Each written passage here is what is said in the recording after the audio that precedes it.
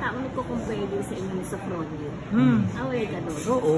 Kasi parang yung style. Lahat naman nung nag-start ako, it was either me and Eric, me and Christian, me and Mark, tapos naging ang dami nang sumunod na. So now na I guess nakikita nila na may similarities kami sa Fronyo. And it's evident naman, nakikita naman kasi syempre, 'di ba, balladeer kami, power balladeers.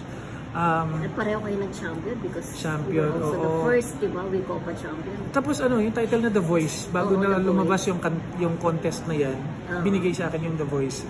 Pero nung lumabas na yung contest, medyo hindi ko na ginagamit ngayon. World champion na. So, it doesn't bother me na kino-compare kami kasi meron talagang ganun. Kung mag-duet kayo, anong kanta? Ang bagay sa inyo. Ang sa tingin mo, ang kaya mo siyang lamunin.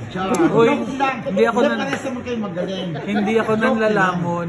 Team player ako. So, kahit ano siguro, we can do like the impossible dream. Impossible dream. Pwede namin gawin yun. Yeah. Any song kami. Team player naman ako. And siya, I'm sure team player din na, more than anything, it is the performance that is important rather than kung sinong mas magaling. Tanong ko,